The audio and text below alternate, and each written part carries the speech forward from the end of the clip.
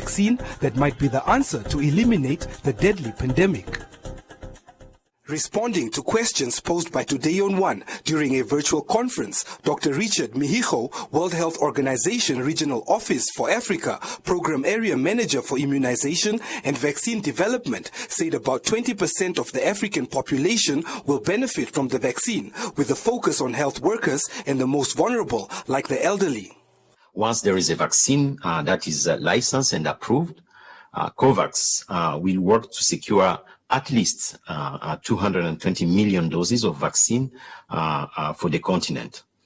This will not necessarily cover all the needs of the continent, but at least will cover 20% of the African population, initially prioritizing those who are at the front line, the healthcare workers, then expanding to cover vulnerable groups such as the elderly or those with a pre-existing condition. WHO Africa Coalition for Epidemic Preparedness Innovations Chief Executive Officer emphasized on the safety, access and distribution of COVAX in Africa.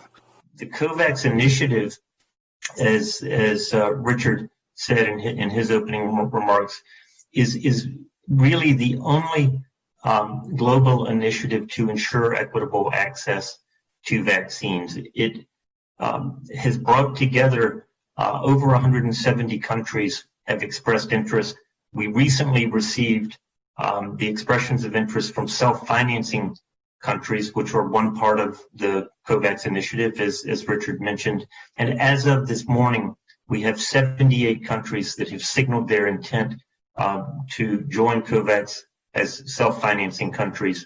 And we have 92 countries that will have expressed interest through the advanced market commitment that Gavi is establishing. The Republic of Equatorial Guinea is currently participating in COVAX and as a middle-income country has offered to self-finance the vaccine for its people. COVID-19 has devastated people's health and economics everywhere. It has changed our lifestyle and has created fear in our societies. We believe that against common enemy, the world needs to fight together, and this is why my country, being a middle-income economy, has agreed to self-finance the vaccine for our population.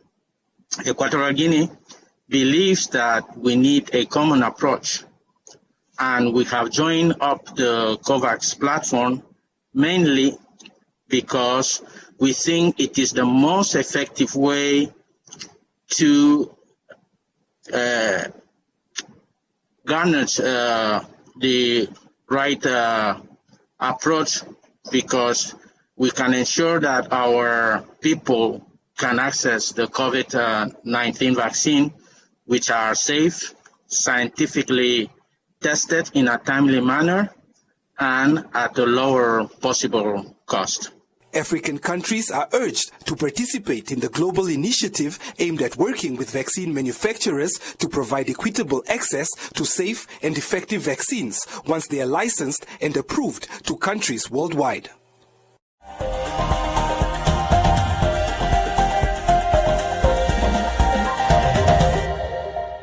Get some more savings this summer, like selected girls' tees ages 2 to 8 get 3 for only 70. Or selected boys' tees ages 2 to 8 get 3 for only 70. Or selected older boys' tees get 3 for 100, you save $19.85. Find a variety of kids' tees in store, only at Ackermans.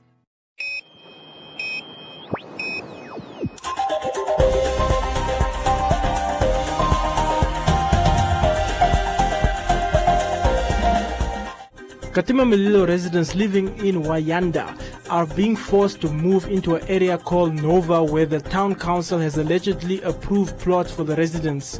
In an exclusive interview with the former chief executive officer of the town, he explained that Nova is far from ready to occupy the people.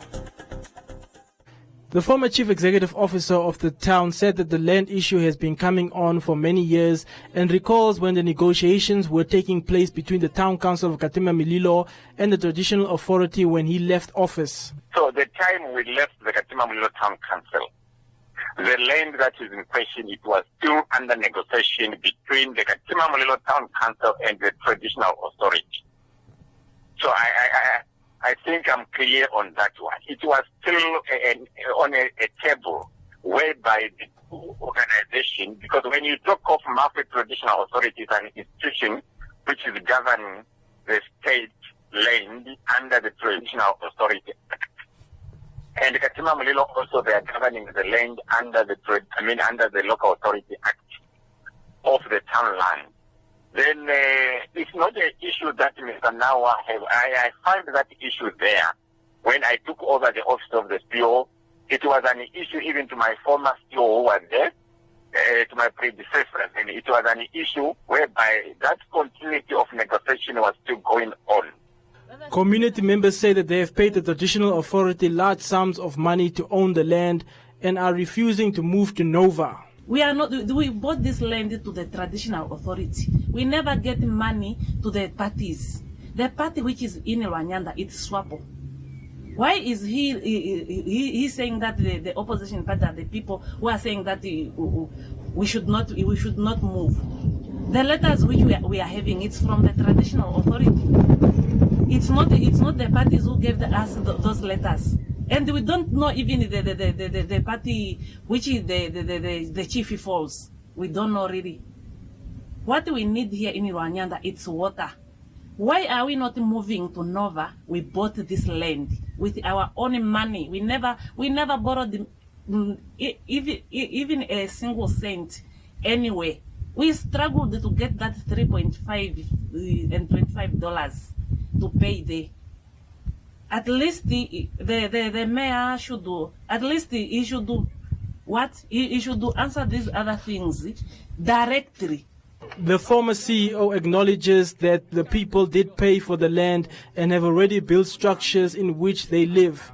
He stated that Nova is not ready and one could compare that area to a bush. My brother, the land to Nova is not ready. All what you're supposed to do is that, first and foremost, the Katima Mulilo, under the weight of the worship, the mayor, the management which is there, that is really questionable. Because at the moment, they do not know how many people are there in Rwanda. That is the first point. And also, to the land that they are saying they have prepared those plots at Nova, do they know how many plots are there at Nova? You see, that's the problem. Well, they got that piece of land to the traditional authority as well, the same traditional authority that we are talking about here. Why didn't they just say, okay, we leave the people here to stay, and this piece of land that we got from traditional, which we call it Nova, now we can allow this investor to take over to develop that piece of land in order to do whatever they do there, in order to build houses. The issue here, another issue which our people, they are complaining, colleagues, they spend lots of money, apart from the 3,500 to acquire the piece of land. They have spent a lot of money to construct those houses, to buy the materials. So now, after a person has built and stayed there for 2-3 years, now you come again, you tell that person that, no, take your house from here, go and build it to the other side where I'm going to give you a plot. The former CEO is calling on the regional governor and the town's mayor to meet with their people and find a solution to the problem.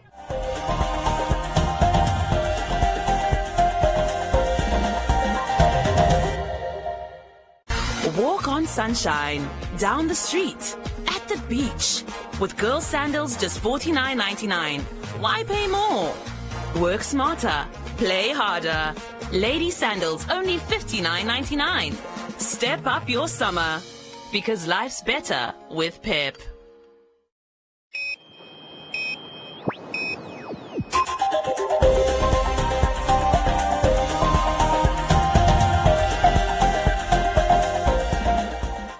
A decision taken by the Walfish Bay municipality to move hawkers from the streets into a well-built place called the Kutu Market has frustrated the informal traders. The vendors say the new area makes their products invisible to customers. The hawkers organized a peaceful demonstration outside the Walfish Bay municipality where they aired their frustration with the new system to municipal officials. The street vendors, they are really suffering by this moment because we are in a pandemic of COVID-19. So they are calling upon and humble themselves to the worship mayor to help them. If they can, and the mayor can help the street vendor to sell their product outside Ekutu or in the street, at least until the pandemic slow down or it comes down, then the worship mayor can come in or consult the street vendors. The hawkers prefer to be in plain sight, where it's easier to interact with customers and possibly risk catching COVID-19 over the Ekutu market, which is a shaded structure designed to accommodate all of them while maintaining COVID-19 regulations. In Ekutu, actually, there are no customers, and Ekutu, it is not an open market. So they are now calling upon the worship mayor to assist and help them for Ekutu to become an open market. Or either if the worship mayor can be able to come up with a conducive environment ideologies to make some new open market. The street vendors peacefully handed over their petition, which was well received by the Chief Executive Officer of the Wolfish Bay Municipality, Muronga Haingura, who vowed to deliver it to the mayor.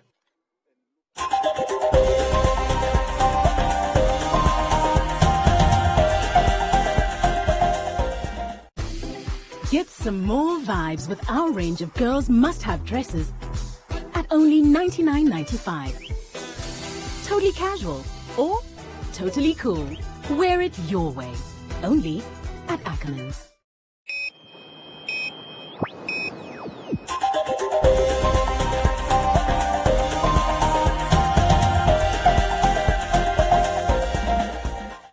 Civil society organizations are calling on government to introduce the basic income grant next year to address the extreme levels of poverty and inequality in the country.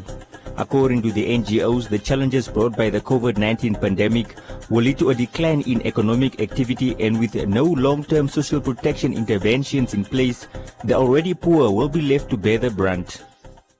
The campaign is led by the BIG Civil Society Coalition, made up of churches and non-governmental organizations that have been advocating for the introduction of a universal basic income grant of $500 million per month for vulnerable Namibians below the age of 60.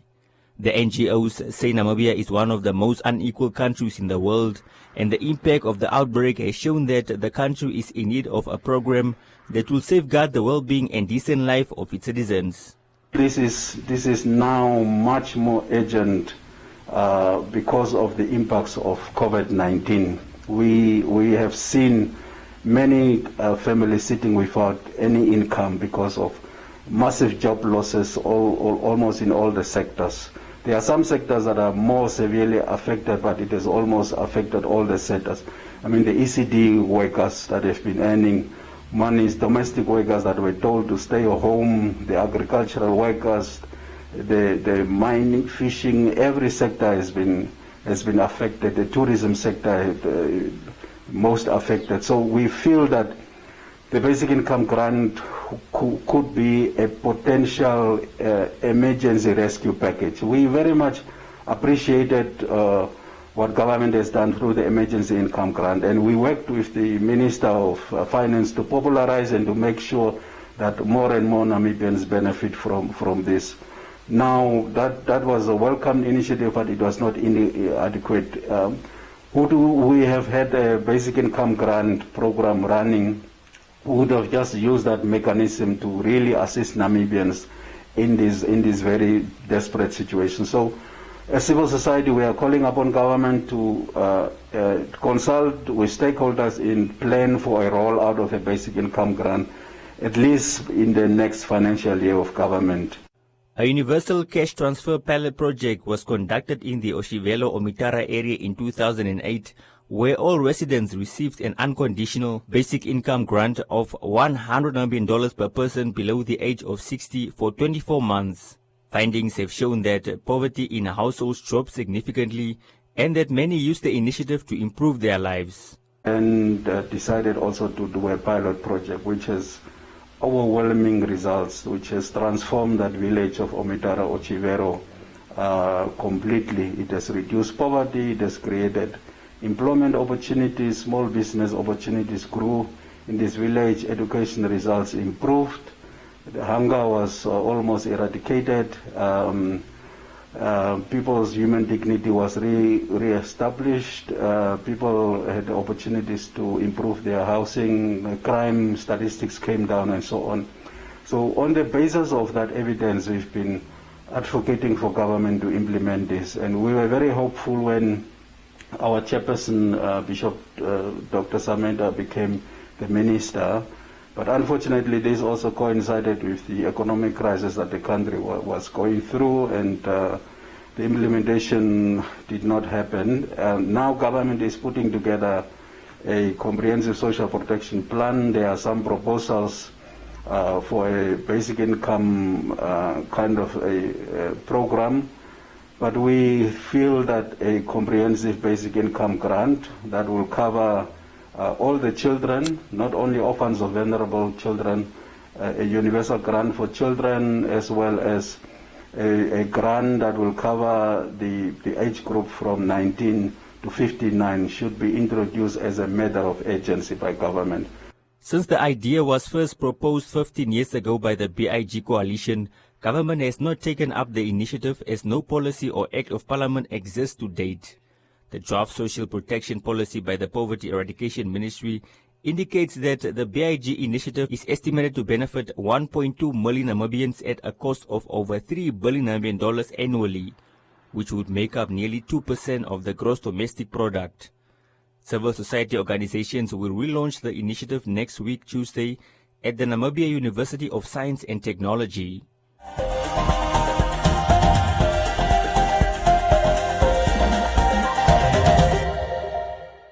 Get up to 50% off selected products with OK Furniture's 4-day flash sale. Grab these deep cut deals in store, like the Defy Black 4-plate stove for only $2,990, save $609, or get a price slash of $2,509 on the Restonic Queen Dream Gold base set for just $3,990. These deals are on for a limited time only, so don't miss out. That's the 4-day flash sale from 3 to 6 September, only at OK Furniture for the lowest prices guaranteed.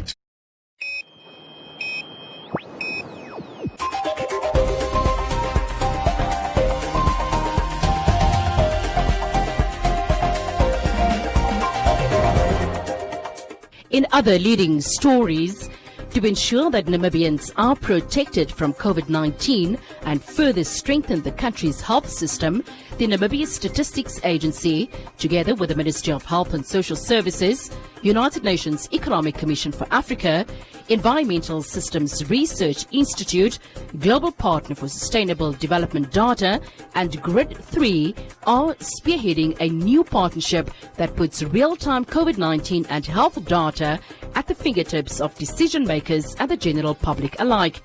The information will aid high-risk groups and help identify the most effective COVID-19 prevention and response policies. In an effort to make the crucial geospatial data available universally, findings are openly accessible on the hub, which allows for easy interaction and interpretation for experts and users new to the field of data. In addition to COVID-19 case numbers, recoveries and death toll, the site features data on the health risks that can make COVID-19 particularly dangerous. The location of people suffering from ailments like diabetes, heart conditions, respiratory illnesses, or cancer are comprehensively mapped and can be analyzed and combined with other heightened characteristics like population density and access to information technology. This allows the user to obtain a comprehensive overview of health risks in the country. The release of the COVID-19 Hub marks the first major output of the strategic partnership between the government of Namibia and Grid 3 in collaboration with ESRI. All sides are now looking to strengthen the partnership and accelerate efforts that would ensure the steady availability of up-to-date data for the country's government and population. And the Namibian tourism industry is currently experiencing one of its biggest challenges in recorded history and memory. As with all companies in Namibia and the world over, the past 5 months have been challenging and distressing. In response, Namibia Wildlife Resorts Limited adjusted its business operations to withstand the challenges brought about by COVID-19. NWR embarked on various actions, such as signing a memorandum of understanding with its social partner, the Namibia Public Workers Union, NAPU, which resulted in cost-cutting measures for the benefit of the organization. Equally, NWR adopted a new pricing model targeting the domestic market, which was able to sustain its operations thus far. Welcome to Comments Corner, your daily dose of local comments from the hottest social media pages.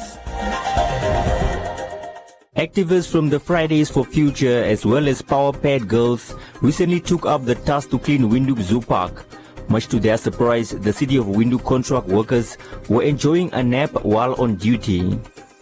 Katoto said such behavior cannot be allowed and that the cleaners can go home if they wish to sleep.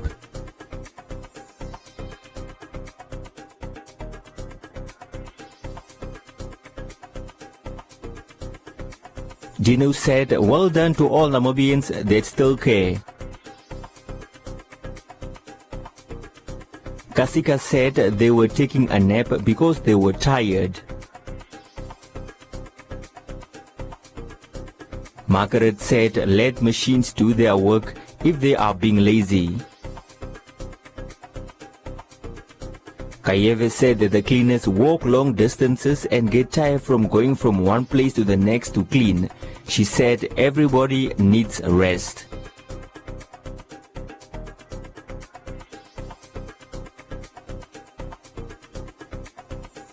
In light of the announcement by His Excellency President Hakagenkop and Proclamation number 48 of 63 of the State of Emergency COVID-19 regulations of the Namibian Constitution, the Ministry of Education, Arts and Culture had further discussions with the Namibian National Teachers Union NANTU on the fear around the current rising infections of COVID-19. Vic said this was a good move by the government of the day as children need to go to school since a lot of time has already been lost.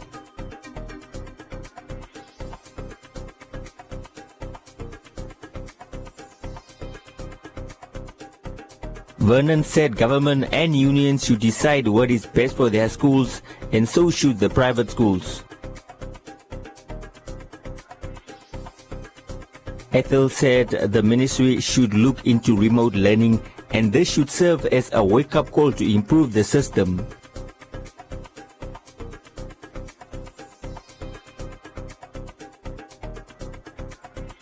Palace is glad that the reopening for pre-primary to grade 3 is postponed. Mani said, how sure is the ministry that children in other regions will be safe from the disease?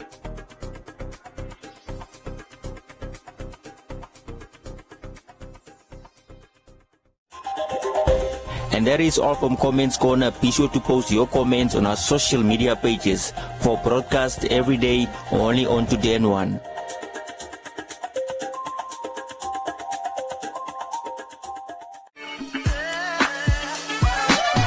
We always love to hear from you. Send us your views, comments and videos with your name and town to the One Africa TV's WhatsApp on 081 200 6659 or send an SMS to 555. One Africa TV, it just gets better.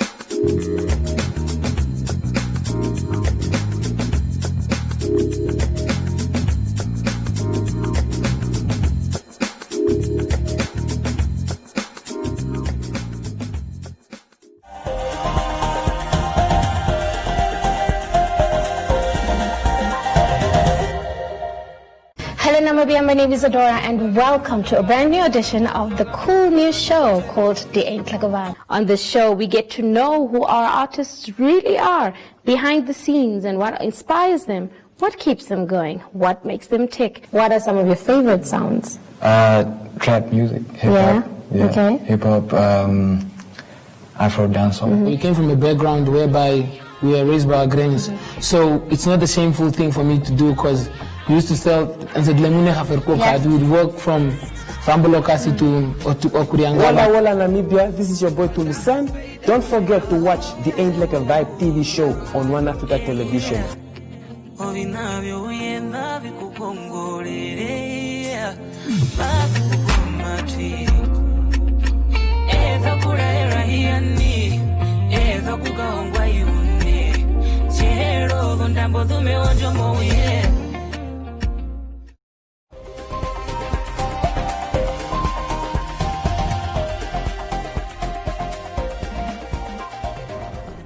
A look at the weather forecast. First, an advisory from the Windhoek Met Office. Thunder showers will persist over the interior, except in the extreme northeast. The Namibia interior partly cloudy and hot in the extreme northeast. Elsewhere partly cloudy and warm to hot with isolated thunder showers, but scattered thunder showers over the Commas, Hartap and Karras regions. The coast cloudy and warm with showers and thunder showers, and the wind fresh to strong southerly. Now a look at minimum and maximum temperatures across the country and beyond.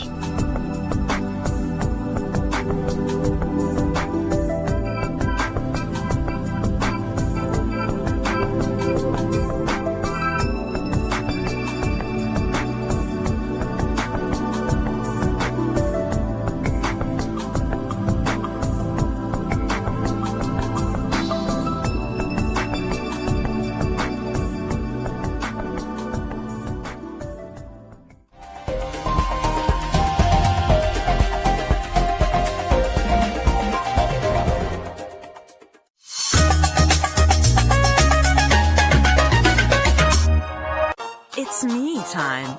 Time to love your skin with Bramley's range of scented tissue oils. Buy any 3 for just 50. Why pay more? Life's better with Pep. This week on It's a Wrap. Now my question is, what happened to the rest? There's a 300 million that's gone. The government in power, they cannot govern us in secret and expect that we must swallow everything that is pumped out at us and expect them to be believed by us. Do you understand the amount of money that the government has spent on the fight against COVID-19? Could they have spent 300 million on tracing people and managing people? Is that even possible?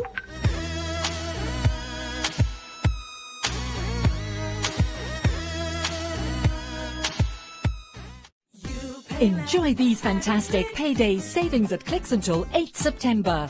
Buy Nivea Shower Gel 2 for $77. Buy Pampers Baby Dry Disposable Nappies or Active Baby Pants Jumbo Pack, now $225.99 per pack. Or buy Protect Soap 200 grams, 4 for $42. And save 50% on Revlon Color Stay Full Cover Foundation. Clicks. Feel good. Pay less.